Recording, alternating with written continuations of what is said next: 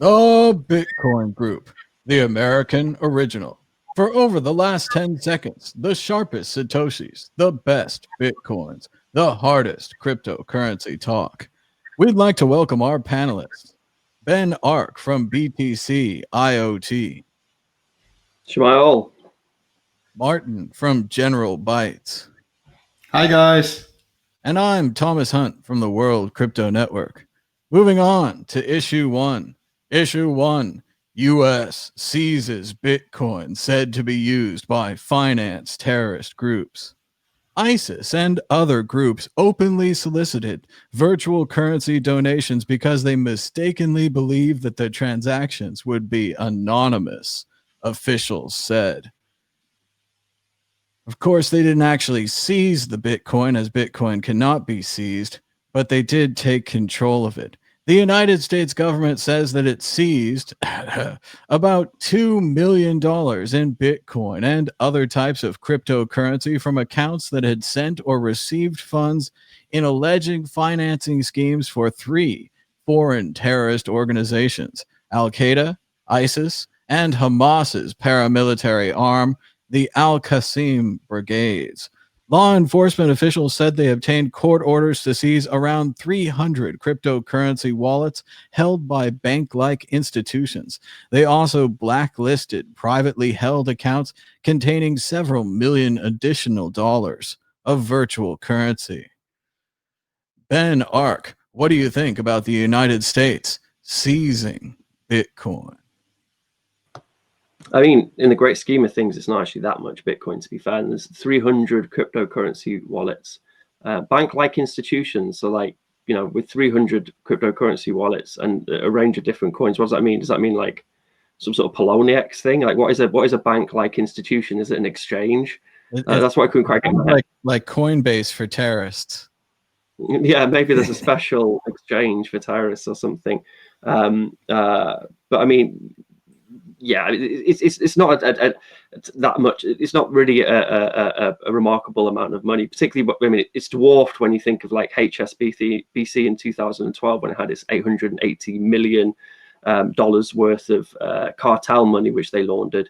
So it's not really, you know, a reason to go after Bitcoin in general as something which these terrorist organizations use. But I mean, inevitably, it will be used for trying to get funding and for terrorist activities because it's good money, which we all know. But they obviously didn't use it properly, because if they did use it properly, which isn't terribly hard, then they wouldn't have been able to seize the funds. There was this also in the article. There was a part where it said about blacklisting accounts. So I wasn't sure whether that meant blacklisting accounts on Poloniex or blacklisting wallets or coins, or trying to blacklist Bitcoins. But obviously, if it's Bitcoin addresses they're trying to blacklist, then you can just you can run it through coin mixers. To me, I mean, I've always been an advocate that we need to move towards as much zero knowledge as possible, and make Bitcoin as anonymous as possible, which I think, you know, will more and more kind of come to the forefront of Bitcoin discussion as time wears on. I know Trace Mayer was a great advocate of that as well. A bunch of other sort of Bitcoin. Peter Wuller was one I heard speaking Chaos Communication Congress on that subject, and how Bitcoin needs to be as anonymous as possible, to the point where we shouldn't have to use coin mixing services. But for now, coin mixing services, they fulfill that niche, so that's okay. But I mean, they're using it because it's good money. The real danger is that, you know, anti-terror laws can be used to just seize Bitcoin from people. But then again, you know, if people are holding their Bitcoin properly, then it's unseizable. So yeah, it's a small amount of money. It's not too much money. For the intelligence services and for the people who seize the funds, you know, it's like a trophy. But I imagine that they were fairly amateur users of the cryptocurrency of Bitcoin or whatever else. Most likely just some kids, you know, playing, you know, working for these terror groups, which playing on the side, playing on their phones on some exchange, trying to make some money. So yeah, it's kind of an unremarkable amount of money. But again, it's another nod towards why do people why do hackers want Bitcoin? Why would terrorists use Bitcoin? And it's because it's good money. So it advertises that. It does advertise, and that goes right into what I was going to say, that this is a success of Bitcoin's marketing and a failure of the terrorists' researching arm. They thought that Bitcoin was anonymous. They thought it would all be fine. And then the government traced all their transactions back perfectly. They can probably even identify the donors. As we've said before, many people were worried about Bitcoin and law enforcement, but the way that Bitcoin was currently set up, you could actually trace it really easily. You don't even need an advanced law enforcement computer. You could just use blockchain.info and click through the transactions. So major failure by them. Although I agree with Ben, it wasn't a lot of money. It is another, though, a feather in their cap, a success that they can claim, especially a success in the dangerous world of cryptocurrency and cyber hacking. It really shows that they're on top of their game, and they're doing a great job. I feel very safe. Martin. Yeah, we all feel very safe. But when I read the article twice, and it says the title is "The U.S. seizes Bitcoin set to be used to finance terrorist group." But then, if you read on, it just says they had obtained court orders to seize about 300 cryptocurrency wallets, which I think means 300 cryptocurrency addresses held by bank-like institutions, whatever that means.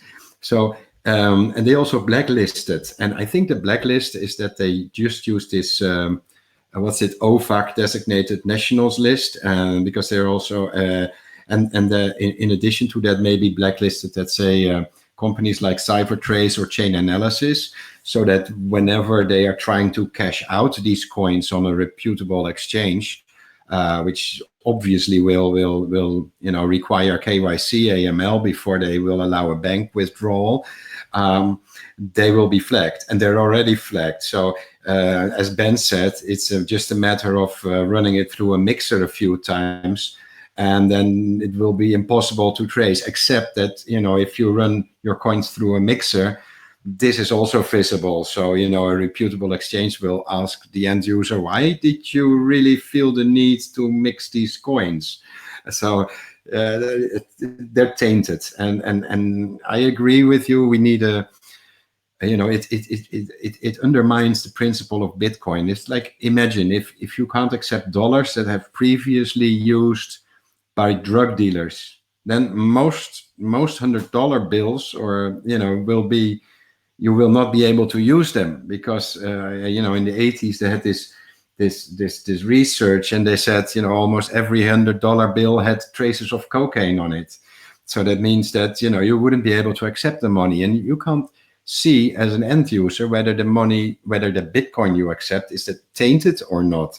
So I do understand that exchanges will check. Quite possibly ATM operators will check too. It's not that they are really curious, but they have to be compliant. And I think they're making a big thing out of it because it never happens. It's like when they catch a hacker, they make it into national or international news. Why? Because all the hacks of websites that happen, they're never in the news because they never find the guy that did it. So it's a bit sensational article. I think for the New York Times, I really expected better. It's good that they keep an eye on it. I think we should try to avoid that our favorite cryptocurrency is being hijacked by unsavory individuals. But then, one man's terrorist is another man's freedom fighter. So, and okay, these were really dubious individuals. I mean, it was for ISIS, I believe, and Al-Qaeda. So nobody wants to deal with them. And I think they just blacklisted the addresses. They didn't really get any Bitcoins. They just try to, make them impossible to cash out. But as Ben said, there's an easy way around that just by running them through a mixer. And then they'll probably be sold on an OTC deal, not via an exchange, not via an ATM. So it's more sensationalist than anything really happening there. Do you agree? I agree, Martin. And I also think that they didn't actually seize the keys, but they like to say that they seized the keys. And it's a good point on the way that they couldn't really cash out through an exchange. Much like the Twitter hackers that we just talked about last week, they wanted their money. They wanted it now. And they were trying to cash out the Bitcoins through Coinbase, of course. And again, it's just this rush to get it to cash keeps catching these people. But I do agree that Bitcoin users should have a better expectation of privacy, and it's something that should be fixed in the future. But it is a glaring hole right now, and most Bitcoiners know about it, but apparently terrorists don't. So let's keep it on the down low. Let's not tell them. Everyone, keep it quiet out there. Don't use Bitcoin for bad stuff. It's obviously traceable, but we all know that. Let's move on to the exit question. Will we see more or less stories like this in the future as Bitcoin becomes more and more accepted? Will it just be terrorists use money, terrorists steal money, government seizes money, or will we continue to freak out because it's internet cyber money? Ben Ark. Yeah, you're right. It'll detach from the story, so it'll just be terrorists, funds seized. In fact, that will be a great day when there's universal coverage of a news story where instead of terrorists, intelligence services or whatever, or they seize terrorist Bitcoin, or they just say they seize terrorist funds, and then the funds happen to be in Bitcoin. That means that Bitcoin has really, supplanted itself as a store of value, and it's not something which people consider to be part of the story itself. But that will happen. Martin. I think once Bitcoin picks up again, it's slowly creeping up again. We'll see more of these stories. Journalists just love, putting Bitcoin in the spotlight in a sensationalist matter. Like the Twitter hack. They were Bitcoin scammers that hacked Twitter. No, they were Twitter hackers. So it's usually they use Bitcoin in negative spotlight, and I think they just do that because they want to have some clickbait on their websites. So yeah, there will be more. I do agree. I agree with Ben. It's something to be hoped for that someday we'll get to this point, but we're clearly not there now. Of course, I want to harken back to what Andreas Antonopoulos said so many years ago. If your money can't buy hookers and blow, your money isn't very good currency. And that's why Bitcoin's good currency, because you can buy what you want. And there's no differentiation in what you want. I mean, it's better if what you want doesn't hurt other people. If it hurts yourself, it's your own choice. So on and so forth, libertarian ideas. But that's what Bitcoin is. You can spend it on anything, at least. As you brought up Andreas did a great talk, and it was on there was a case in Scotland. I'm pretty sure it was in the 1800s or something, where it all kind of revolved around the idea of tainted money. So money was used for something illicit, and then someone who had the money then took this guy to court and said that this money's illicit or something, and it shouldn't be able to be used or something like that. And the court decided on the side of money and said, no, if we want money to actually work and work properly, then we can't taint it. Just because what it was used for at some point in the past, because we need fungibility. Fungibility trumps everything else. So as Bitcoin becomes more dominant, I think that kind of philosophy, and that's why the dollars aren't tainted for the same reason, because you need fungibility. And to be clear, I think this was on the roadmap. I think it was scaling and then fungibility or privacy or whatever word you want to use to call it, but yeah, it's on the roadmap. It's being worked on. It's just not there yet. And everybody wants everything now. But you have to wait. So that's how Bitcoin is going to work. That's how open source and other projects. Which is also why we shouldn't be ever like, oh yeah, Bitcoin's perfect. Bitcoin fixes this. It's perfect. Yeah, everything's perfect. Everything works perfectly, because you're just boxing Bitcoin in. It needs to develop and get better, and it can get better. Well, and that's the perfect part, that it's hard to edit, but that it can be edited and it can be improved. Right. It's like software. All right, moving on to issue 2. Issue 2, MicroStrategy. The MicroStrategy CEO predicted the death of Bitcoin years ago. And this week, his company chose to invest $250 million in Bitcoin. Let's go straight to his tweet. December 18th, 2013. That's just about not too many, 8 months or so into the Mad Bitcoins experience, the beginning of Bitcoin, as everyone knows, in 2013. Michael Saylor, the CEO, says Bitcoin days are numbered. It seems like just a matter of time before it suffers the same fate as online gambling. And as you know, online gambling is also worthless now. No one is playing poker online right now. No one's using Bitcoin, but the MicroStrategy Investment Group just bought $250 million worth. Martin, what do you think about this incredible reversal by MicroStrategy? Who, me or Ben? You first, Martin. Okay. Well, I think everybody has their moment, when I started with Bitcoin, I thought it will never work on mobile because this blockchain will be too big. And then, we fix it with SPV wallets.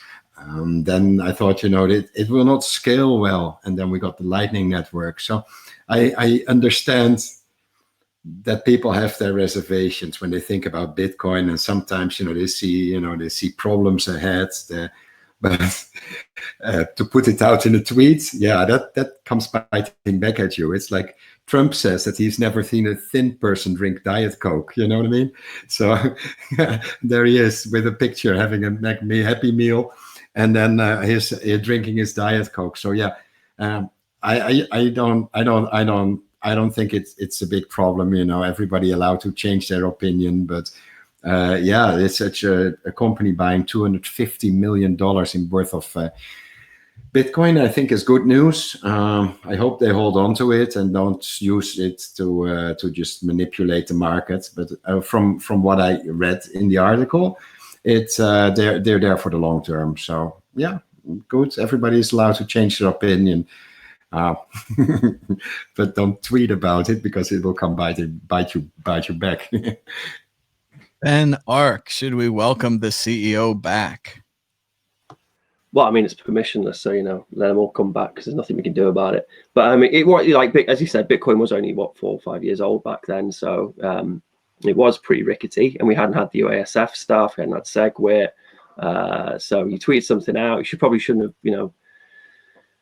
have, drawn a line in the sand, but it's an apology when he then goes and invests such a large amount of money in Bitcoin. And actually, it's the sort of action which I want to see in Bitcoin in these strange days. I don't want to see Bitcoin correlating with the stock market. I want to see people using it as a hedge for all the crazy economic stuff which is going on. And I think that's what the reason for buying it is for using it as a hedge. I think it mentions that in the article. So hopefully this will encourage other people to also view Bitcoin as a hedge and somewhere safe to kind of store your money during this, the inevitable economic crisis stuff we're going to get happening. So I mean, that was 2013 Bitcoin. The guy could be forgiven for saying such a thing. And I think quite often as well, like when you have someone who's actually interested in Bitcoin and it kind of picks that kind of tickles their interest, they have this like existential, I don't know, like they want to attack it. They want to kind of say something negative about it or be dismissive of it. Either that or they go the other way like we all do, which is we just instantly fall in love with it. But for some others, it takes them, I mean, in fact, a lot of people, when they meet their lifelong partner and the love of their life, they don't really like them very much when they first meet them, and then they grow to like them. So hopefully this will be the start of a beautiful relationship between him and Bitcoin, and it'll encourage other people with similar funds to do a similar thing. Have some Bitcoin in their portfolio as a hedge. That's what it's there for.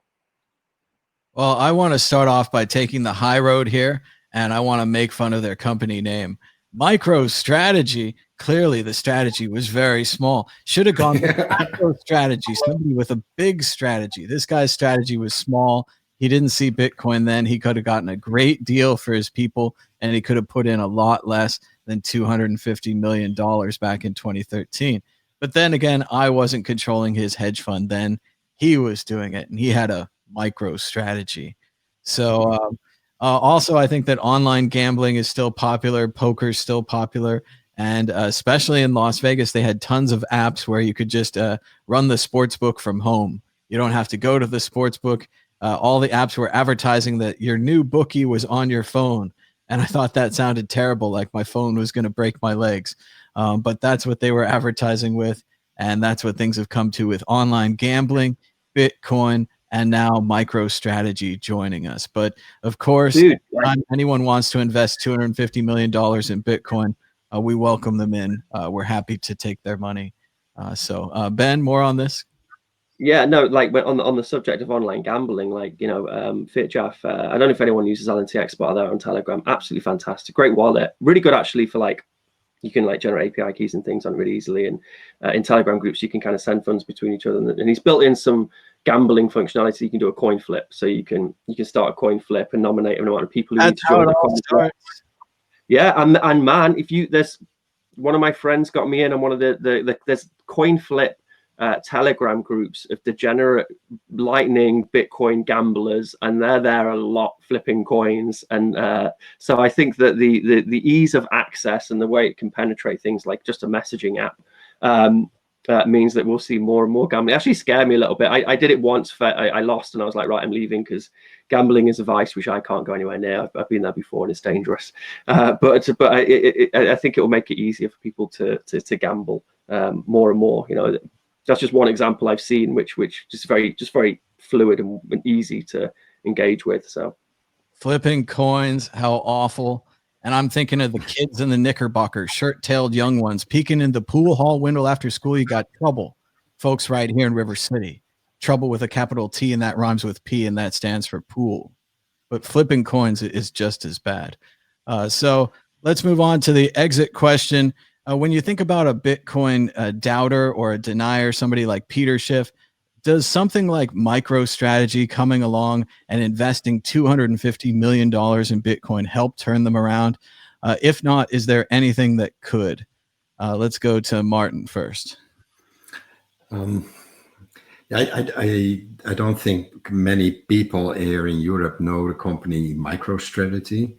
I think they're probably, their background is in IT, I hope, because otherwise, yes, MicroStrategy doesn't really, give a lot of, doesn't really ring a bell, but I think they used to be tech funds or something like that. I have no idea what they do. I just read that they're really, doing a lot with Bitcoin now, but never heard of them before. So for me, I don't know, it wouldn't really help. And if I see maybe doubters like, funds and institutional investors, yeah, they might pay attention and think, well, maybe we should, maybe not 250 mil, but let's just put a small amount in Bitcoin. Why not? It's a hedge against inflation. We all know that. And it looks like the bigs are gradually, finding out as well.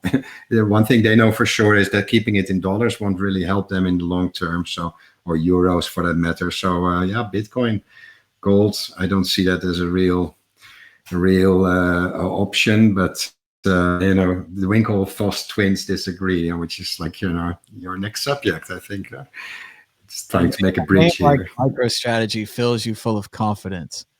It's a grower, not a shrower. I can't believe they have $250 million. Ben, your thoughts? Is this going to convince the doubters?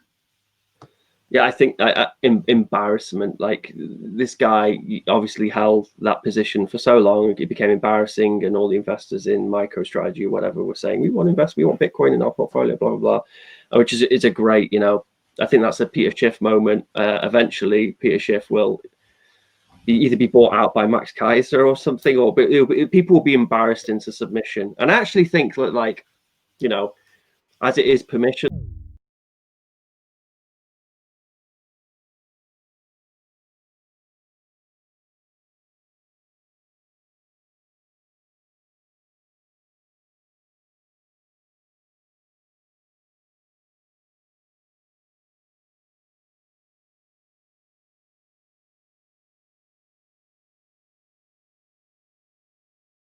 make fun of them on the way in.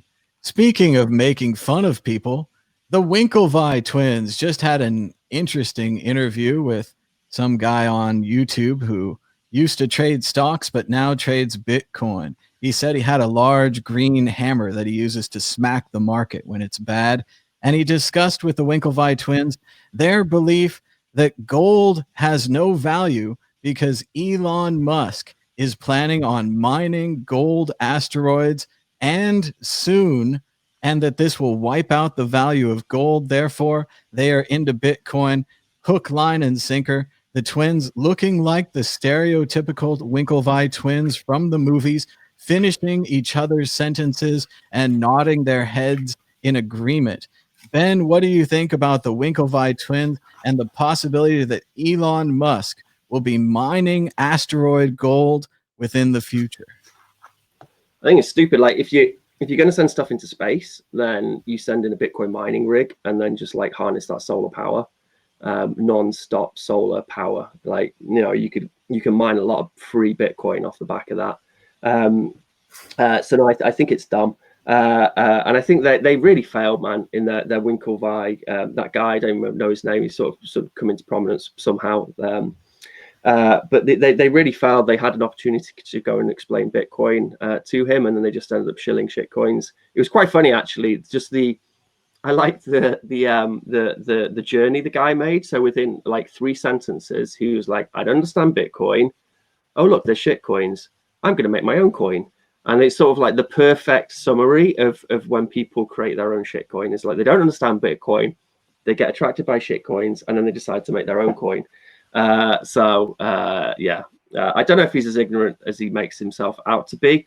And there's part of me which kind of thinks that maybe they were just like trying to pump some Chainlink and get some Chainlink, you know, quick funds for themselves. I suppose they are just shilling exchanges and they want exchange fees. But it was a real missed opportunity. It was sad. But I know some pretty influential people like watch this guy with the green hammer. And he is talking about Bitcoin, and that's a good thing. But no, the idea of like, there are lots of important minerals out there in space which we need to go and harness, but I don't think gold's particularly that. I think things like cobalt are probably more important. And that's probably the more sort of valuable substances which are out there, which can be harnessed and used. But you know, if you are just wanting to chase dollars and make some money, then stick a bunch of Bitcoin mining rigs in space. Brilliant, you know, free power. I don't think the Bitcoin mining rigs will work, because by the time you mine your block and you send that data back to Earth. I don't want to hear it. That's yeah, you're very right. As I was saying, I was thinking this is a dumb position to take. So, you know, I fully retract that position. It's awful. I tried to use satellite internet access at the time years ago. That was before fiber was common. To play video games online, and that's where I found out what it means to have net lag. You know, you're just too late, and in the case of Bitcoin, will be too late to confirm the block. But I think mining in space, and Elon Musk will do it. I think that's really overestimating his capabilities. You know, yeah. He has problems keeping the factory open. If you don't clean out the rear bumper of your Tesla Model 3, it will fall off because it will accumulate dirt. I mean, really, you can't even build a proper car for now. So he's not going to mine in space anytime soon. But I think the Winklevoss are probably right in saying that Bitcoin is the better bet compared to gold.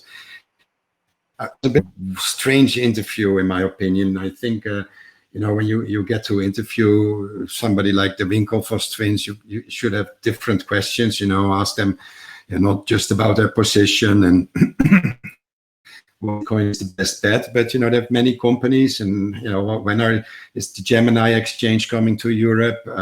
What's their involvement in BlockFi? Maybe ask them about a recent hack there. I mean, there's lots of stuff you can ask. You know, you just end up asking about Musk and mining in space. I mean, really, you know, it's a missed opportunity. If you get the time, then ask him some decent questions, you know. But it was typical. It was Cointelegraph, I believe. Yeah, it was Cointelegraph. So sometimes they're a bit off track.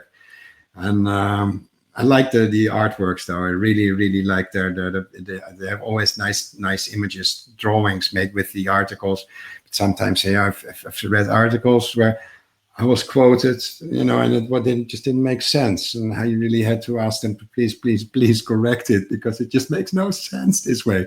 So I assume this is how the Winklevoss twins interview went as well. So yeah, Thomas. I think it was a perfect example of this space. The Winklevi entered early with tons of money. They had their Facebook settlement. They were rich to begin with. They took some of that money and made an early and awesome bet on Bitcoin. From everyone's expectations, they put tons of money in early, and at any point in the future, they could have taken tons of money out, or they could still have a huge investment in Bitcoin. So they've been huge winners, and it's all thanks to Bitcoin. So, of course, the first thing they tell you about when they meet this new guy is they don't tell them, hey, put a large bet on something new, take a big risk, hold on to it for 5 years, 10 years, see how it goes. They tell them, no, you can make money day trading.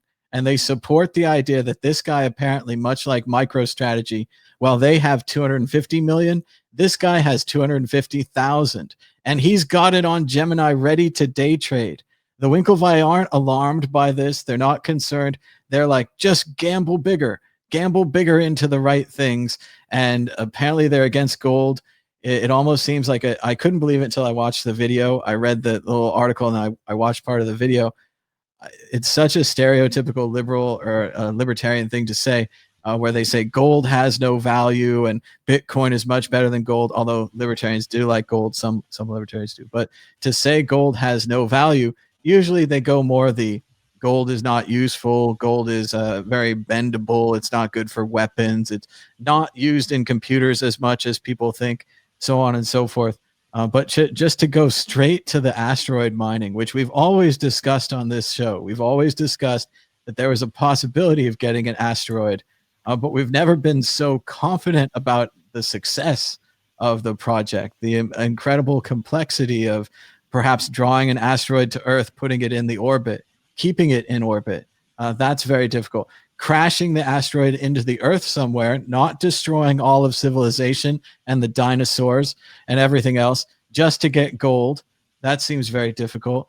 Going out to other asteroids, getting the gold from the asteroid and physically bringing it back, the weight of the gold, every additional gold bar, more fuel to burn, more difficulty to handle. Why not just get Bitcoin and just mine it then, and maybe use hydroelectric plants right here on the Earth? Seems a lot simpler. It was interesting to see the Winklevi go this direction. And it was also sad to see, I'm not sure that they've learned very much about the fundamentals of Bitcoin since their speech at Money 2020 in 2014 or something like that. They did a keynote speech and they didn't seem well informed. And even then, also I love, Ben, that not only the guy talked about making his own coin, he also wanted to mine. He didn't understand mining. He didn't know anything about mining. He'd never researched it, but in his head, just like everyone else, not blaming the guy, you get this idea that your computer can make you money doing nothing. And you want that idea. You don't know anything about it at all. And you're like, that idea? Yes. So it's really too bad. Like Satoshi said once or twice, he was like, I wish more people could mine with the single CPU. I wish we could slow down this GPU thing. But we couldn't and we can't, and especially worse now. But yeah, I think everyone wants to run this kind of Bitcoin faucet on their computer. Maybe they should make some kind of a mining program that just gives you 10 Satoshis a day, like a Satoshi an hour or something, where it just makes people feel like they're mining, like just the experience. Moving away from the term mining, and just it's securing, and then you get paid by the network for securing. And yeah, as you say, it's still now that the mining myth it still exists between no coiners. They think that they can get their computer to mine Bitcoin. I'm amazed at the Winklevi when I hear them speak. That they're like Harvard kids. They're supposed to be like intelligent guys. They're running a Bitcoin exchange. They've done some stuff which would make you think they're intelligent people. But when they talk about Bitcoin, like they do miss the mark a little bit, which is something of a shame.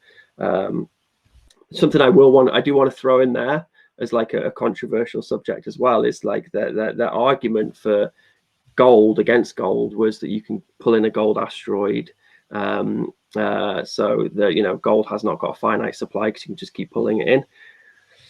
I don't think Bitcoin's got a fixed supply. I think if we all rallied, if all Bitcoiners, all users wanted to breach that 21 million cap, then we could.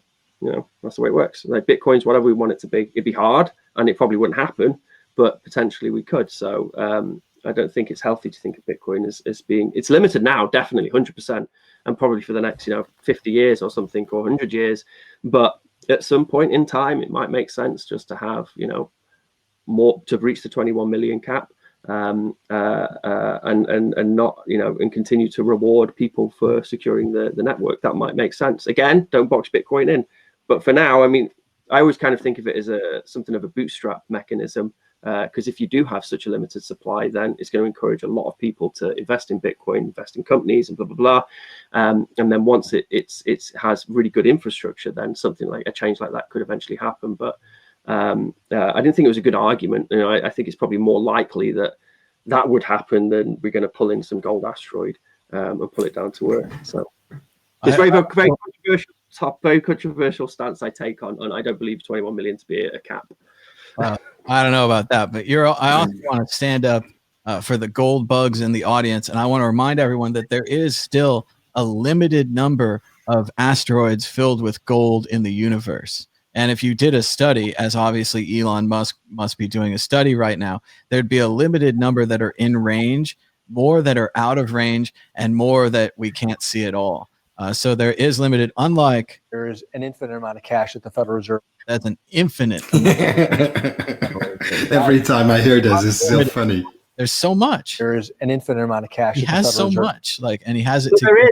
There is an infinite amount of amount of cash at the Federal Reserve. So as opposed to the gold mining thing, but we've got to move on. We got to keep moving. Will Elon Musk mine gold from asteroids within the next 5 years, 10 years, or never? Let's go to Martin. No. He first has to make the Tesla work. Then there is the Hyperloop. Then there's there's this space telecom thing. I don't see that one flying very, very soon. Yeah, we've seen it pass, but it's not doing anything yet. And then mining, no, not in this life.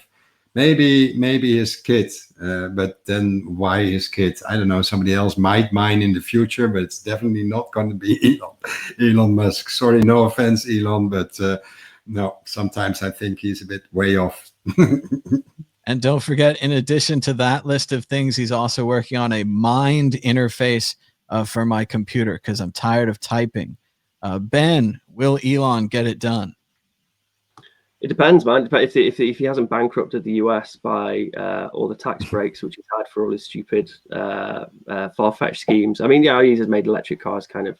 I don't know. There's better electric cars made by car companies than the Tesla. So, but no, a lot of all of the stuff he's done has relied heavily upon the US being able to fund a lot of what he does through tax breaks and whatever else. So, if that's still there and they don't mind him burning tax dollars to go off into space and try and mine gold, then yeah, it might happen. But I don't know. I don't think that'll happen. Well, unlike you insolent noobs, I would never bet against Lord Elon. On Mars, Elon controls the air. So I will not speak ill of Lord Elon. If he wants to mine gold, he'll do it. My only problem with the Winklevoss theory is that Elon never talks about this. He always talks about living on Mars. He always talks about going to Mars. He wants to go under traffic with the Boring Company. He hates traffic. He seems pretty clear about talking about something and then doing it. So if he starts talking about mining gold from asteroids, I'm going to expect him to do it. But until then, I'm not going to hold my breath. Moving on, be sure to give us a thumbs up and a share. That really helps more people find the show. Be sure to subscribe down below to the World Crypto Network YouTube channel. We've got lots of new content that's scheduled for you. These are the first time we've ever seen these videos from the Transylvania Crypto Conference. Even though it's from last year, we've been scheduling them slowly. They've been coming out. Some of these are cut up versions of live streams, which did air before, but are so much easier to view in their smaller form. So check it out right here on the World Crypto Network. We've still got lots of content, even though no one can go to any conferences anywhere for a long, long time. Check out the World Crypto Network. Issue 3, maybe 4. Let's go with issue 4. Coinbase to offer Bitcoin-backed loans to U.S. customers. Coinbase continues to search for something to do with their time, some kind of business. Coinbase has tried everyone else's business model except their own. Last time, Coinbase saw everyone getting rich off of altcoin fees, and Coinbase wanted to be Cryptsy. Unfortunately, Binance was the new Cryptsy. Now, Coinbase is reaching back into the old files and giving out Bitcoin-backed loans to U.S. customers. Coinbase will allow customers to borrow fiat loans against as much as 30% of their Bitcoin holdings in the fall. Once again, a new business model for Coinbase. Ben Ark, is this the one that sticks? Is Coinbase finally going to be successful after copying everyone else's business model and turning their once easy-to-use website into the most complicated website in the world? I mean, like they're encouraging people to stake coins and lock them into their system. So for them, it's probably quite a good business decision. And I do think actually that the idea of being able to turn Bitcoin into capital, which you can use as an asset to loan against, would encourage maybe some companies who are worried about banks stopping, the lending of money during hard economic times, which often happens, to start opening up Coinbase accounts and buying up some Bitcoin. I think it's inevitable. It's an inevitable thing that we're going to have Bitcoin-backed loans on kind of a larger scale, particularly with, I think banks are going to very much struggle to lend people money. And I think Coinbase is one of many that a lot of other companies will copy suit and do the same thing and offer Bitcoin-backed fiat loans. So yeah, I mean, like recently we had the US banks can hold Bitcoin legally now. That was like a thing which was passed recently, which I think was pretty big news, to be fair. So I can see a time where it's almost like, having capital like gold or something, then you can use that as an asset to loan against. And that could be very appealing for companies who need to lend money. Like a lot of companies need to lend money. So I'm kind of interested to see this product grow. Actually, I'm not too skeptical about it, and I think as for them, it's a good business decision because it's staking coins. It keeps people locked into their system, which I know sucks for Bitcoin. It's not how you're supposed to use Bitcoin. It's stupid, but as a business, like that kind of makes sense for them. And then also considering a lot of their clientele might have hard economic times ahead of them, but they're reluctant to sell Bitcoin. Then they'll take these loans, and then they'll have to pay interest on the loans. It's kind of an inevitable thing which is going to happen, and it's a good business decision for Coinbase. Don't worry, Ben. Coinbase never worries about the good of Bitcoin. They're always looking out for themselves. Let's go to Martin. I think it's great, but it's not. From what I understood, this is it's only 30% they will loan. So if you put $1 there in value in Bitcoin, you'll be able to get 30 cents out. So it's pretty over leveraged. I've seen other parties like Nexo.io do this similar thing, up to 50% loan to value. So that means if you put $1 in, you get 50 cents out, and they don't limit themselves to just the US market. They do it like globally, and it's like a no questions asked automated process. So Coinbase has some muscle. They're just huge. I believe they already store over 1 million Bitcoins. 1 in every 21 Bitcoins is stored at Coinbase in their custody. People with accounts there think it's their coins, but as Andreas Antonopoulos used to say, not your private keys, not your Coinbase, you don't have your private keys. They're essentially Coinbase's coins. So I think it makes sense for them. They do tend to like add new things to their platform, and they've been doing this for quite some time. Some people hate it. I do think, that they were like nicer when they were like only Bitcoin. But from experience, I know that, if the client asks for, a whole bunch of crazy alts, then, as an exchange, why not offer it? It's like General Bytes. We all support over 50 different cryptocurrencies and tokens and SLP tokens, ERC20 tokens, name it, it's supported.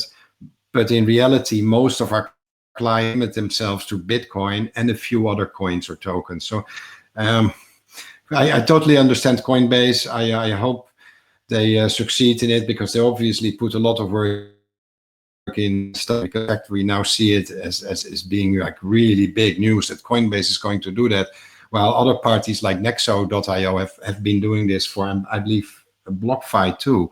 And internationally, not just the US market and limited states. I looked it up. I think Nevada was listed too, so you can borrow money for your Coinbase or for your Bitcoins, Thomas. So I do think it makes sense.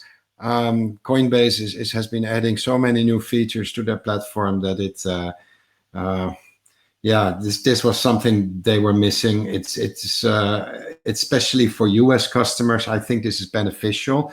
Don't quote me on this, but from what I understood, the US tax system works that if you sell your Bitcoin, then it becomes a taxable event, right, Thomas? Correct me if I'm wrong. I believe so, but not 100% on tax advice and so on and so forth. Okay, so yeah, no, this is not tax advice at all, but from what I understood, that instead of selling your Bitcoins and you take a loan out on your Bitcoins, you didn't essentially sell them. So from a tax viewpoint, this might be very interesting too. It wouldn't work here in the Netherlands or in most European countries, but from what I understood, the US tax works so that, once you sell your Bitcoin or even use it to buy a cup of coffee, the capital gains between buying your Bitcoin and then selling them for a cup of coffee, it becomes a taxable event. So by not selling them, but loaning them out, or basically taking a loan out on your existing Bitcoins, you don't sell them. So it's not yet a taxable event. That's what I think it is. This is not tax advice. I don't give any tax advice, but I think this makes sense. And if that's the case, then Coinbase nailed it by offering this service, and they'll probably keep a lot of Bitcoins in custody for their clients. So yeah, I do think it's a positive development that this type of applications are being launched on the Bitcoin net platform, because it just makes Bitcoin more of a grown-up financial system. I wouldn't do it myself. Imagine, flash crash, and then you either have to buy more crypto or deposit more crypto at Coinbase, or they will liquidate you, and then you're wrecked. So I would never use this service for that reason. I've seen flash crashes so many times that it's not a matter of if, but it's more a matter of when there will be a next flash crash, and they'll just liquidate you. So yes, then they are the ones that win, because 70% was already in their in their wallet. So yeah, I forgot your original question. It's a bet on the value of Bitcoin going up.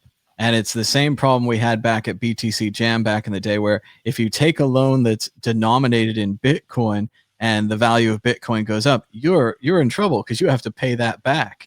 We had kids on the service, they'd taken loans years ago. They owed 50 Bitcoins, 20 Bitcoins. They were never going to earn that in their lives.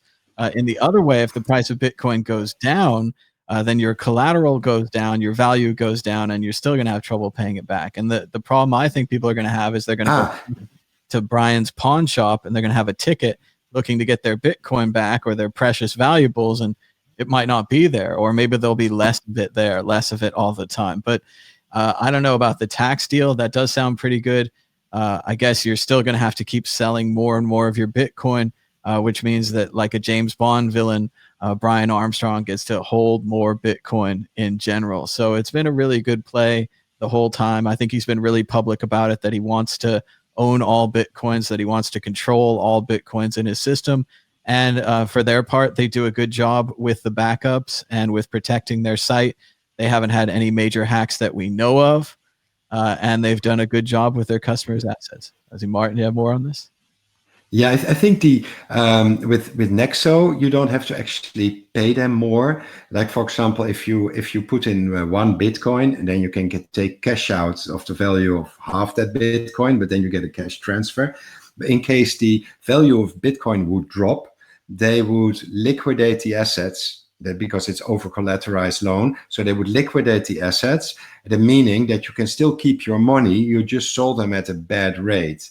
If the value of the crypto goes up, you can either pay back the loan a little bit at any time, or take more money out. So it's like a balance, but they'll never come and ask for you like, hey, send me more Bitcoin, unless the price of Bitcoin went down so much that you're no longer the collateral in Bitcoin is no longer covering your assets. And when that's about to happen, then they will let you know and say, well, we will liquidate your assets, your Bitcoin, if you don't, come up with more Bitcoin.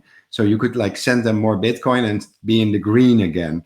But they will not like come knocking at your door and saying that you have to go to the pawn shop and sell grandmother's ring because you took a loan out on the exchange, So those were my grandmother's keys. They've been in this family for generations. Yeah.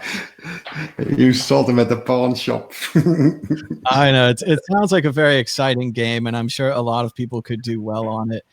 For me, it does worry. It worries a little. But I think the most important part of this, and maybe the difference between Coinbase and anyone else that's offering this service, is that Coinbase really is a well financially backed and a large company. Presumably, you could trust that they won't run off with your Bitcoin, or they'll have insurance if that happens. Maybe this is a safer to try out that whole fun pawn shop lifestyle that I've been missing out on. Ben, did you have more on this? Yeah, no, I remember in 2017 when the price was pumping and we were like, I don't know, $15,000 or something. I remember people saying, on Reddit, I've taken out a $20,000 loan to buy Bitcoin.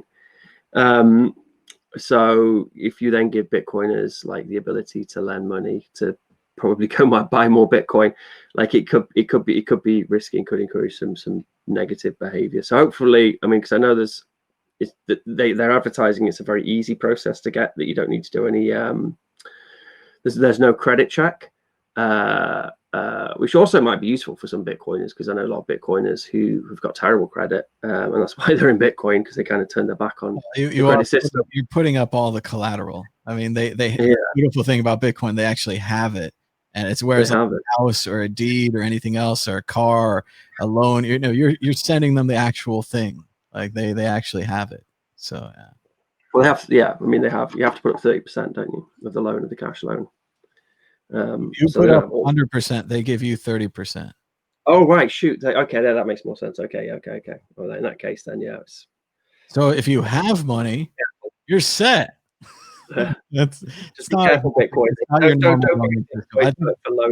for loan money. For traders, it's for people where they have like a hot tip on a horse. And if they could borrow $1 million for a weekend, they could bet on the horse and get 5%. But there's a limit.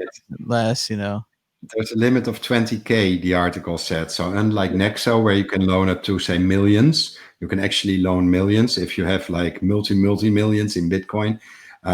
With Coinbase, there's a limit of 20K. So yes, it's for a new car, or, that washing machine broke down. Say if like a company has like a commercial account, they've got Coinbase as part of their portfolio, and they just need a quick injection of cash for something, then it could be quite a nice way of getting cash.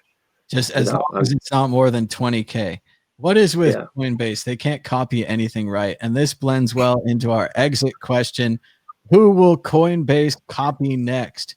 We don't want to give Brian any ideas, but then again, it's fun to give him some ideas.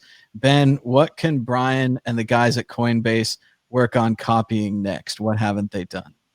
Last week when we were speaking about, what was it, Bitmain, and how you would never think that they would be able to be dethroned back in 2017. So Coinbase are a bit like that. Like they just seem to make loads of goofy decisions, and they always seem to come out on top. So Who knows, man? I know you're personally on a you're on you particularly don't have a much of a liking for Coinbase, so maybe the World Coinbase Network will be launched. There you soon. go. They could do that.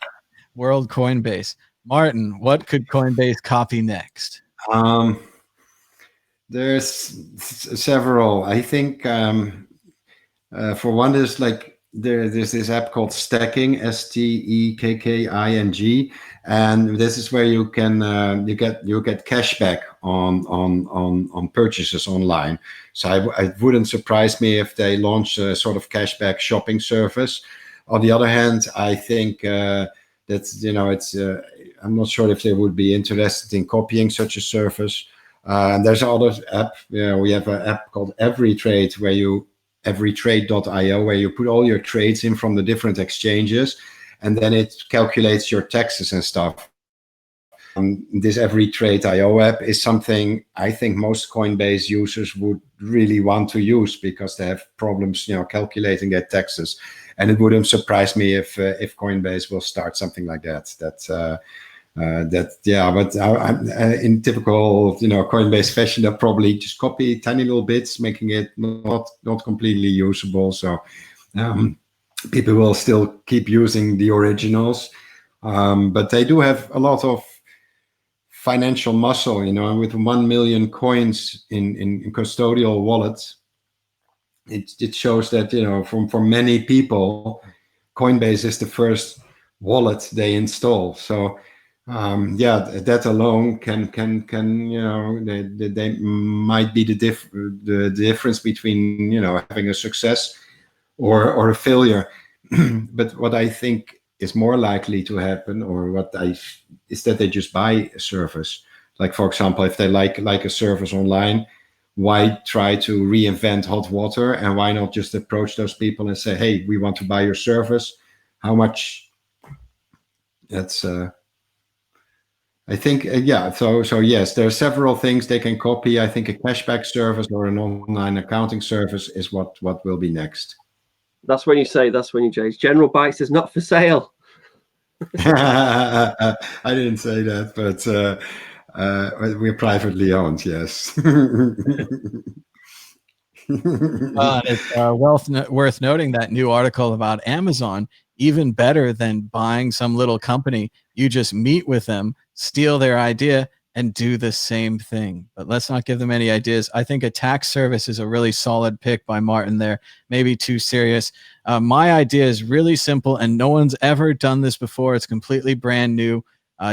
Branding is included. It's all right there. You call it local Coinbase. And you in person, and they trade Bitcoin for dollars, and you set it up at like a Starbucks or a bank or another safe location in the app. You use your Coinbase app, you meet up, and you can trade Bitcoin for dollars right there. Get cash with local Coinbase. And if that's not good enough, they could also do Coinbase Desk. And finally, now you can get all of your Coinbase news in one place. It's completely non-biased. You can trust it because it's Coinbase Desk. So they'll work on that soon. They got a lot of guys. They got them working in shifts.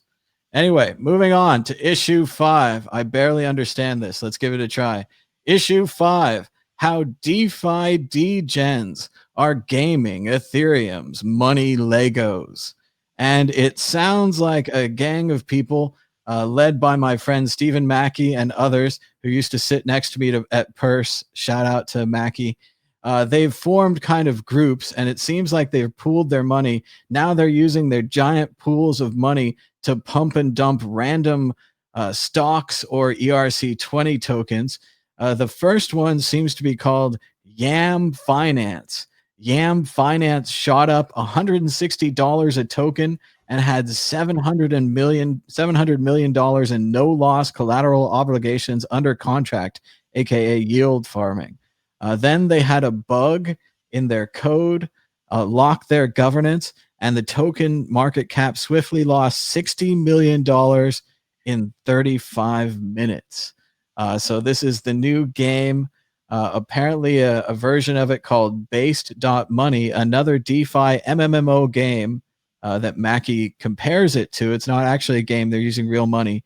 and they have anonymous ghouls on their team, and they welcome their users via Tor saying, "We are live. Get the fuck in, you degenerates." So let's go to Martin and Ben. What do you think about these new degenerates and their trading tokens and something called YAM that we just learned about yesterday? We'll go to Martin first. Go ahead. YAM lived for 4 years in Lagos, Nigeria, and they had these like big sweet potatoes, and they called YAM. So, and the article already states that, you know, YAM is like hot potatoes, and you don't want to be the last one holding it. So, what? No, I don't play the shitcoin casino, to be honest. I'm not a toxic maximalist either. I think, you know, everybody has their own coins and tokens, but this, I mean, I'm not even going there. If I look at the Ethereum network right now, there's 75,000 plus transactions pending, which is bizarre. The transaction fees on average are $3.57 right now, compared to $1 something for Bitcoin. So I think the network is just overloaded, and I don't think it's anything serious will come out of this. Even if you build something nice, it will kill itself because the fees will be too high. It's like, you know, I believe Tone Face once, he's not very excited about Bitcoin either, but he once said, though, it's like quicksand, and you don't build a house or a company on quicksand, it will go under. And this is my opinion about the current state of the Ethereum network, and you know, these DeFi games, which aren't really games, they're just like, there's almost like scams, really. They do nothing really for the Bitcoin, or sorry, for the crypto industry at all. It's just people trying to get more Ethereum to buy and then exchange them for extra expensive and super rare Bitcoin, because, you know, there's no market cap on the Ethereum. Even Vitalik has no idea how many there really are. So I mean, this is it. You know, it's like I would stay away from it, and, you know, you might win some or you might lose some. But you're not winning if you're just like, if you're here at home and think, oh, I have to get into the new DeFi craze, because it's shitcoin ICOs all over again. You know, it's the same platform. I don't know, just stick to Bitcoin and make Bitcoin better. This is my advice. Ben Ark, have the DeFis become degens? And where's Theo when we're finally talking about gambling? Where's Theo? Yeah, no, there was a lot of Twitter action, people saying loads of words I didn't understand, like DeFi and YAM, and they were rabbiting on about it for the past week or so, and I was just like, what the fuck is everyone talking about? What's all this stuff I've never heard of? But house built on sand, I mean, that's a biblical, that's a story from the Bible. There's 3 guys and they build houses, and one of them builds a house on sand, and I think that's the point. Like, some Ethereum projects are great and they're technically interesting and they make cool stuff, but they're building a house on sand and it sucks. Like, I feel sorry for them that eventually, when they realize that it's kind of too late. But yeah, I mean, I know Vitalik has tried to distance himself from some of the YAM stuff by tweeting out that he's never actually done any, what is it called, fielding or yielding, or I don't know, some shit. Like, it's the next ICO craze, isn't it? What I quite like about the degenerate thing, though, is it's almost, because what they're doing is, you know, morally questionable. But if there's a kind of understanding among all the bag holders that it's like that they're all degenerates and it's the last person to hold the bag, and it's kind of is gambling, then it's almost like, well, okay, if that's what you want to do, then crack on and do it. What scares me is that vulnerable people will kind of get roped into these, you know, into these projects. So it is good that people do distance themselves from the scams. Yeah, it's something I know very little about, but I know it's a complete, like the ICO stuff, like all altcoins pretty much. And again, I'm not like a toxic maximalist type. I think that Bitcoin's the thing, and everything else is just a distraction, or at best a test net where you can like play around with some ideas, because it might be easier to do on something like Ethereum. I don't know. Yeah, it's degenerates being degenerates, and hopefully they won't pull in too many, unsuspecting vulnerable people, but likely it will. But this YAM scandal of it dropping in its value like that, I mean, I don't even know how that's possible. And from what I read, it was like something really goofy as well, like a division in the wrong place in the code or something. So yeah, these are the people. I mean, that was audited code as well. So when people preach that they've had their code audited by X, super, auditors, then that doesn't mean anything. But yeah, it's going to happen. It's the Wild West of value transfer. People are going to play around with it and do goofy stuff. Just hope too many people don't get burnt, but they will inevitably, obviously. It's just amazing how far we've come. I remember in the beginning we used to say things like, "Don't invest more than you can afford to lose."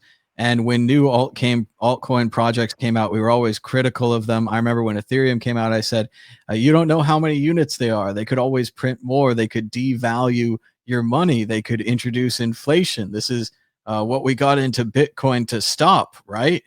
But I was wrong. Apparently, people got into Bitcoin for other reasons, and they want to be degenerate gamblers, and they want to play a little game where they all rob from each other. And it's not so much about information or innovation or having a good idea or knowing about something before someone else. It's just about this game where in the end, like Ben was saying, someone gets stuck holding a bag and then they lose their house and then they get divorced and then their family hates them and they become an alcoholic.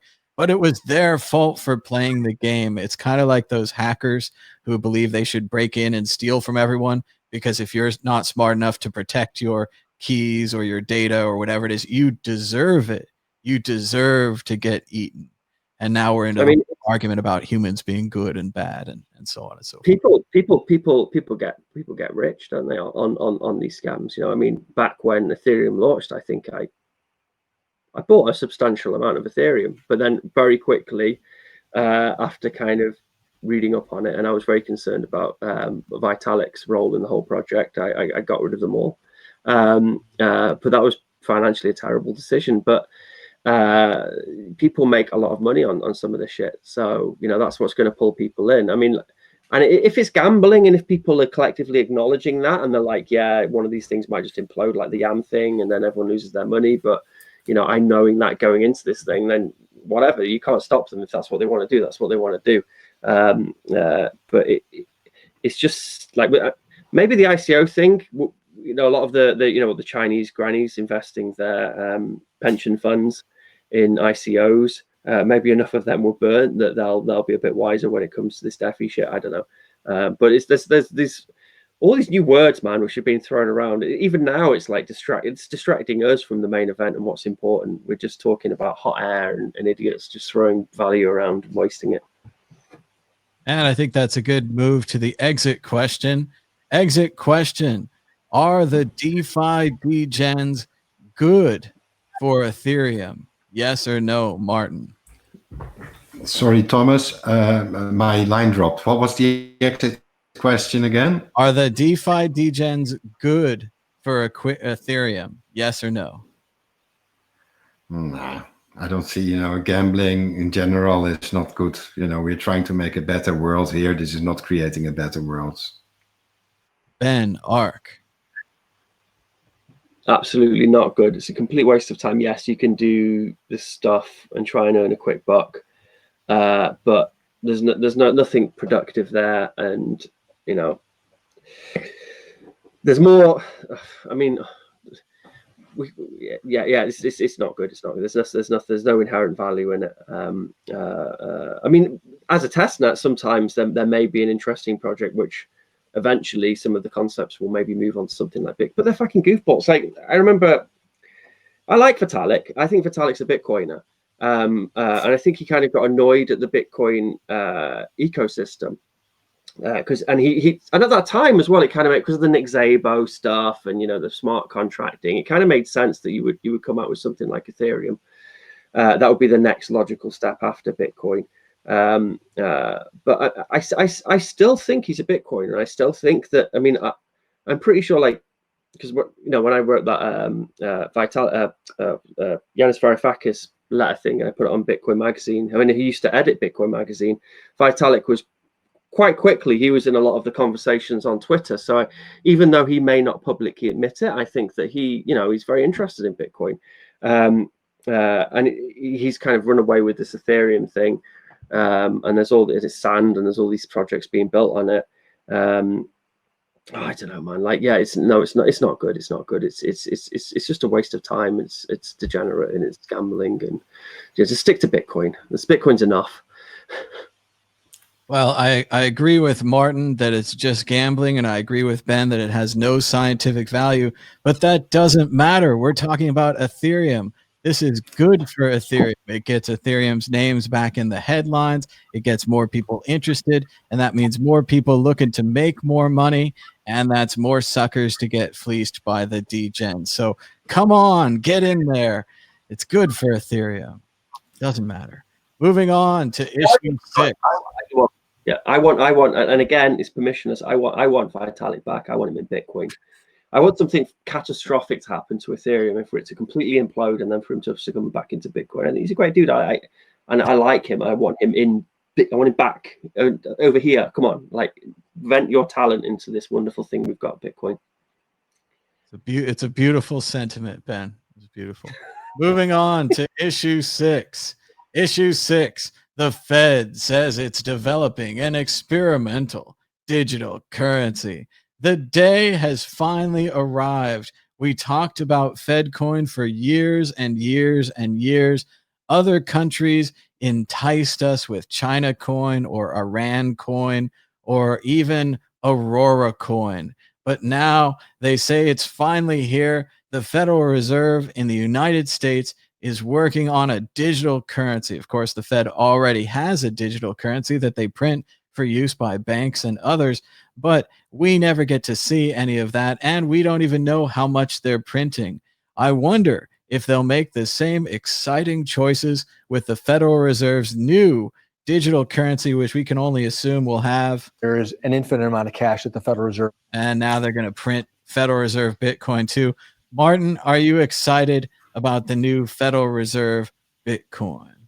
I'm not really sure, because what the article is saying, because it says it would need a lengthy process and no decision has been made to start one. So they're just talking about a Fed coin or a Federal Reserve cash or whatever digital currency coin, but no decision has been made. So this article says, yes, they're working on it, but they're not working on it. And it does remind me a bit of in the Netherlands, where the central bank decided to look at Bitcoin, but they were not allowed to touch any Bitcoin because that would be bad news. It's like eat your own dog food policy. So they worked with just euros. So what they did is they copied they copied Bitcoin, and they called it, I don't know, whatever the shitcoin's name was, DNB coin. And then they just used that to try it out and just get to learn a little bit about digital currencies. They had no intention of launching it because Bitcoin just mean that we would have to get into their private network and do a 51% attack on the coin, because they were using the exact same algorithm as Bitcoin is, and they could not possibly have the hash power that Bitcoin has. So it was a bit of a failed experiment, but for them it was only a way to learn about digital currencies. And I think this article, they say they're developing, but no questions has been asked yet, and no process has been started yet. So what I think is happening here, that they're just looking at the possibility, or not even that, they're just looking at what is this digital currency anyway, and they're finally waking up. So I'm not convinced that it's going to happen. I think it will be too little, too late anyway, because if there is really an infinite amount of cash, they might just as well inject. Federal Reserve. They might as well just buy PayPal and inject numbers there, in their database. So I don't know. What do you think, Ben? I want to push back. Oh, sorry. Here, I want to argue in favor of the Fed coin and say that they've finally noticed us and they're paying attention to Bitcoin and they're going to copy us and how great this is, and that they're even talking about it. We've reached this stage. We used to just speculate on it endlessly just because we like talking about the idea. But now it's real. Now it's happening. They have Bitcoin envy, and the Fed coin is jealous. Let's go to Ben. I think. All right, Martin, go ahead. You, Ben. Oh no, Martin's disagree. Okay, I think if they do create a Fed coin, then General Bytes, we will make sure that you can change your worthless Fed coins for extra valuable Bitcoins or any of the other 50 supported cryptocurrencies, because yes, this is just one we need to add by then. But I don't see it happening anytime soon. Sorry, Ben. Now you're learning from the CIA. Now you're being morally flexible. Ben R. Yeah, I mean, so they framed it as enhancing their understanding. So if they're intelligent and they enhance their understanding, it's a learning exercise for them, then they'll see that Bitcoin is the main event, and then take Bitcoin more seriously and maybe just adopt some sort of Bitcoin pegged fiat thing. I think it's very possible that you can have a sovereign currency on Bitcoin, and then you can do like like modern monetary theory stimulus, fiscal stimulus to keep the economy moving in hardship, and you can do all those things on top of Bitcoin, and still have a sovereign currency on top of Bitcoin. So no, it does make sense for them to explore. I mean, more and more, particularly with the COVID. I mentioned the C word. Isn't that amazing? This is like the first episode, I think, where it's just made a slight mention there. But on the whole, in this COVID world, where we're being discouraged more from using cash and we're all using digital. Well, we're using our cards, and there's clearly a market for a digital cash, so something where you retain some privacy, and inevitably people will naturally fall towards things like Bitcoin and the free and open source options which are available. So it makes sense for governments to really take the technology which we're working on very seriously and try and come up with something which people can use to pay for everyday goods. And then, if they do come up with a digital, fiat, then it will be strong-armed into behaving by Bitcoin. And that goes back to Nash's ideal money type scenario. So yeah, no, it's cool, man. Like, I hope they look into it seriously. I hope they appreciate like the crazy work which has gone into Bitcoin, and then they try and develop a fiat product which, because obviously people can easily off ramp onto something like Bitcoin because that's there. So they need to compete with Bitcoin now. I mean, this is them saying, yes, we're going to investigate this thing. Now we have a better understanding. We need to compete with Bitcoin. How are we going to do that? Well, it needs to be stable, because obviously Bitcoin's biggest flaw of using it as day-to-day currency is it's all over the place, so it's terrible. But if you're going to make a good fiat currency, then it would be a stable coin on Bitcoin, and then you can utilize some of the Bitcoin hardening security stuff. So yeah, no, it's cool. I look forward to it, and it makes a lot of sense. And good luck to them. And don't let it get you down, Ben. It's not like Facebook's working on their own coin. Nothing like that's happening at all. So Fed coin, Facebook coin. This is the point. So yeah, I mean, like the Libra coin project. Again, I think it's got Libra means free. It's not about Facebook anymore. It's about Libra. It's free. Libra, yeah, they got the name, man. They got Libra.com, I think, haven't they? I don't know. Somebody else just got at BTC. Apparently, you can buy anything if you have enough money. I mean, yeah, like, so, at BTC, well done. You've launched a new news platform for Bitcoin stories. That's great. And to be honest, the very fact that Aaron von Werdum's on there gives me a lot of faith for that project, because that dude, Fox, like, he's a cool guy. Like, I really like him. I really like his journalism. I think he's very vigilant as well, so he wouldn't attach his name to a project which he didn't think was, in the best interest of Bitcoin, in a pragmatic way as well. Like, he's not someone to box Bitcoin in. But that logo, like the BTC Times logo, man, like, I mean, you've been working on this Which for a year. website are you talking about, Ben? The BTC Times, which launched this week, and I'm super psyched for them. Well done. And they've already written some great articles. It's great. But the logo.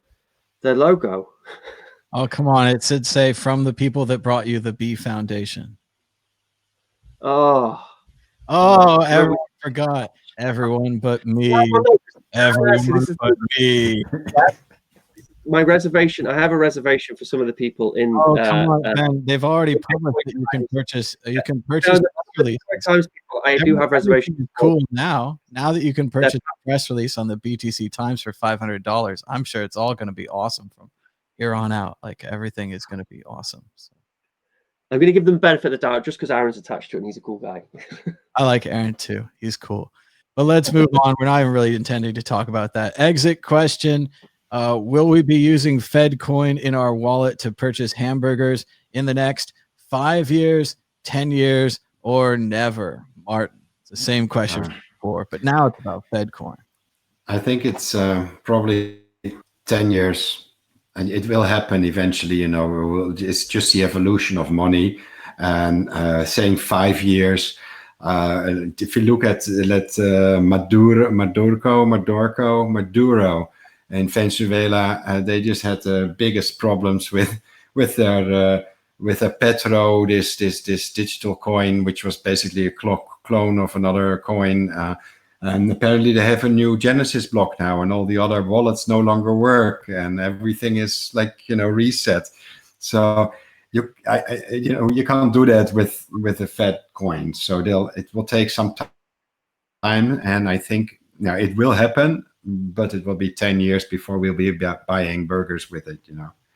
That's kind of romantic. It's like V for Vendetta. It's the 5th of November, and they reset the blockchain. They have a brand new Genesis coin, and all of your money's gone. Oh, this is gone. Yeah. Poof. So much for the Petro. They should have called it the Trumpo. Let's go to Ben. How soon can I buy something with Fedcoin? Couple of years, man. Couple of years. Like at peacetime, yeah. I'm with you, Martin. Like.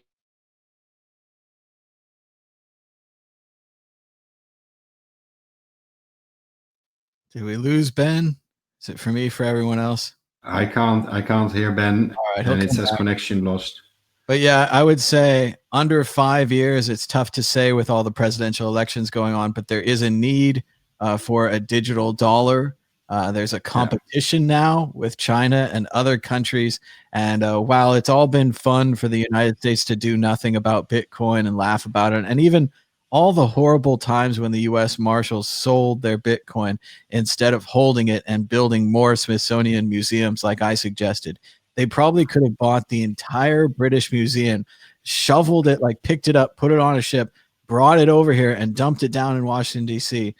just for some of the Bitcoins that they once had. And that would have been criminal money going into stealing museums. So it would have been amazing. It would have been a great story. They would have a bunch of dollars. So that didn't work out very well. But we're going to move on to predictions or story of the week. Martin, you're the only one left. Do you have a prediction or a story of the week? Prediction? Not really. I just got Prague. We've been really busy on launching this everytrade.io. I think we already announced it. I think Ben is back. We already announced it, and during HCPP, I believe. Hey, there's 2 of you now, Ben. I'm cloning myself like a shitcoin.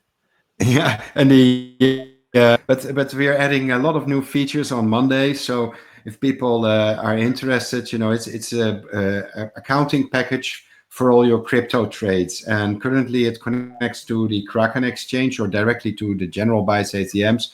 But most of your viewers here will probably appreciate that it connects all their trades. You can download your trades from several other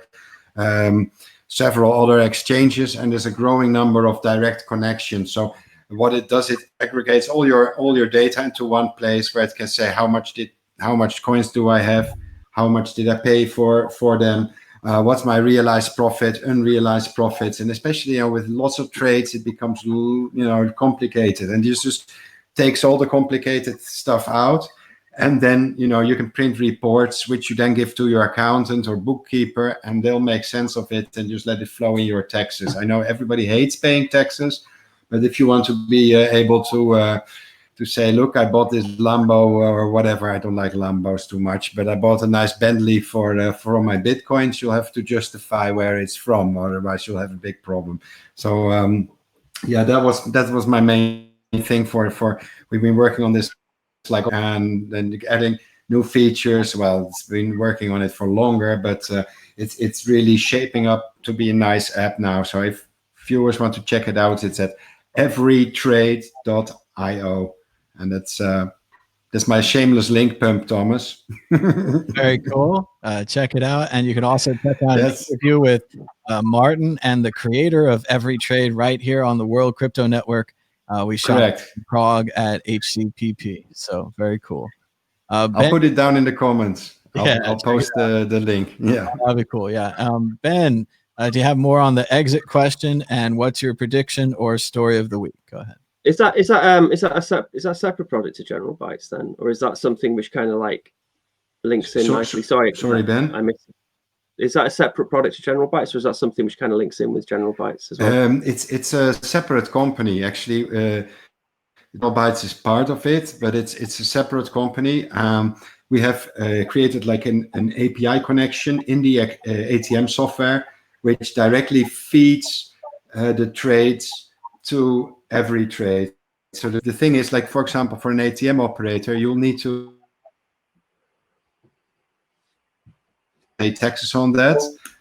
But many of our operators, they forget to charge, for example, deduct the costs of the mining fees because it's so difficult to calculate. And this software allows you to do many different calculations, and there's constantly new ones coming up, new ones added.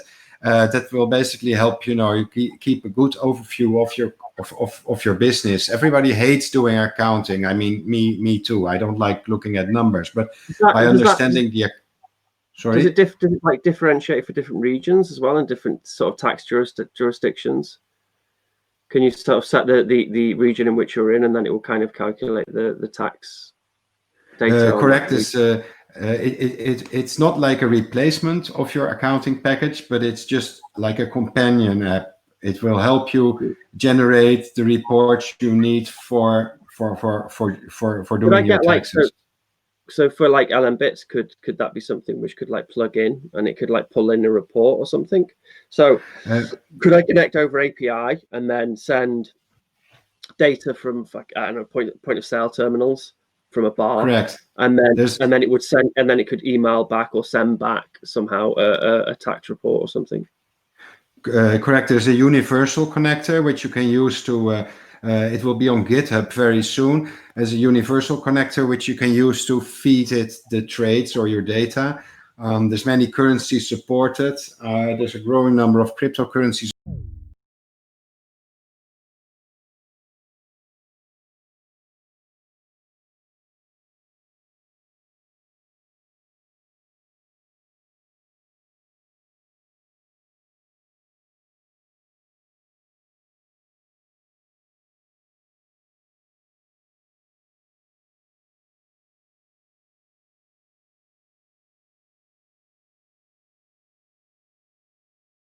And then it pings your API, and then your API sends back. How's it paid for? Is it paid for? How do you pay for the it's depending on the number of trades. I believe up to 10,000 transactions. That's free. There's a fee above that. I believe we're increasing the limits too. So we one thing is for sure, we're not selling data clients. Larger institutional clients like funds and larger ATM operators, they can contact us for a self-hosted version, so they don't have to trust us. I mean, why would you trust a guy with a beard that appears on the World Crypto Network?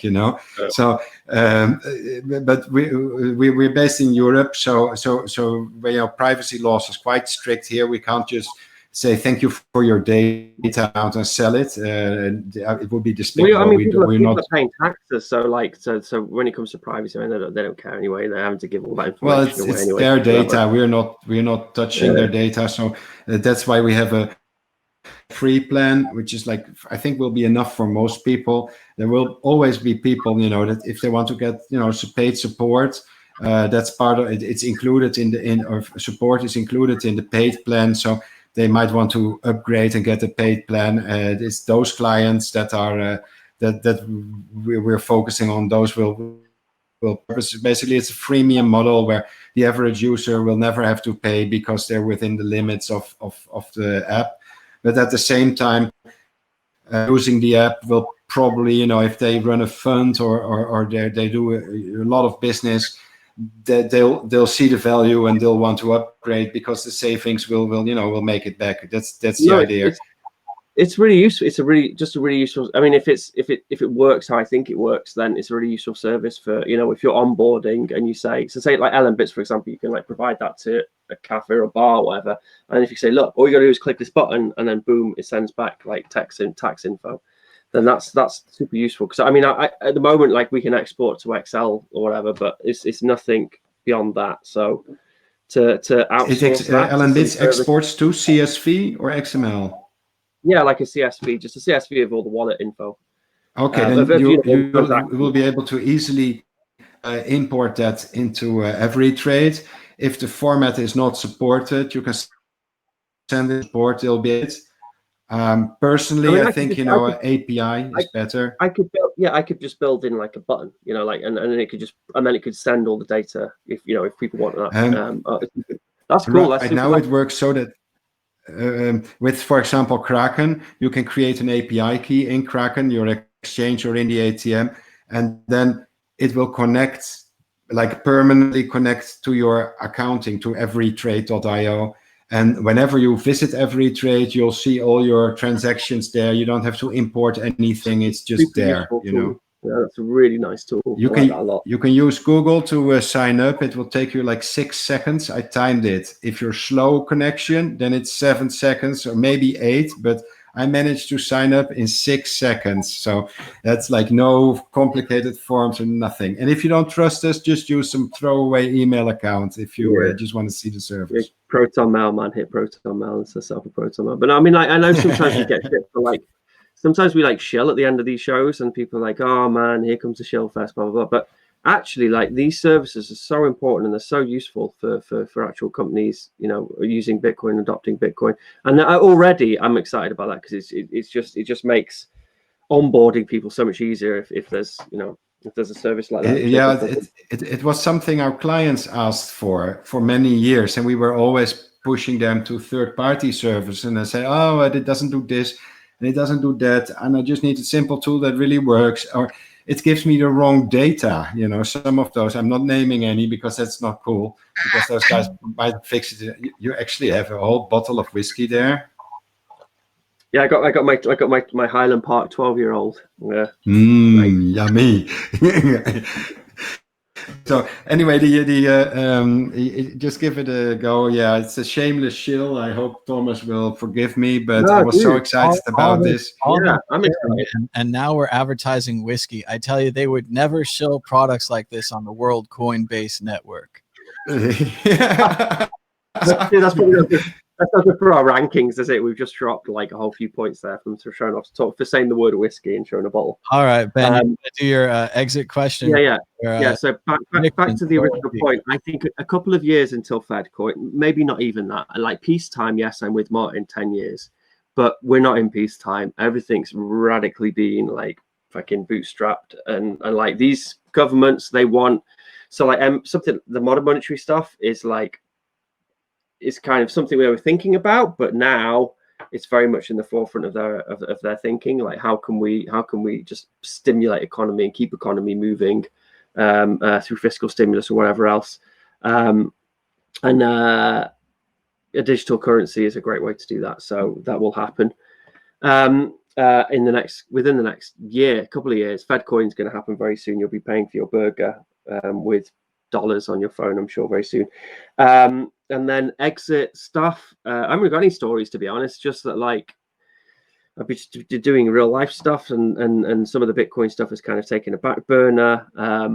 But the LM Bits has a couple of extra extensions working properly on it now because they were a bit buggy. So I like launched them and then like I pulled them back again because they were too buggy. So there's like a ticketing one, so you can like pay to ask questions. And then there's a events one, which is completely useless, but hopefully when COVID gets out of the way, we can you can use that. So if you've got an event happening, you can like launch your tickets, and then people pay Bitcoin over Lightning for tickets, and then you can also use the same extension to then scan the ticket when they arrive at your event. So that's I'm pretty psyched about that one. So I think that's it. Oh no, on Sunday we're going to be, me and Christian Rutzel are going to be making a little tutorial because he's got an extension he wants to edit in LM Bits. So we're going to show just like how to set up a dev environment and then how to edit, because it's really, once you get a handle on it, it's pretty easy to kind of work on the software. It's all free and open source, of course. You can use it as much as you want. So we're going to be working on a little tutorial on that on Sunday, and then hopefully releasing it on Sunday as well.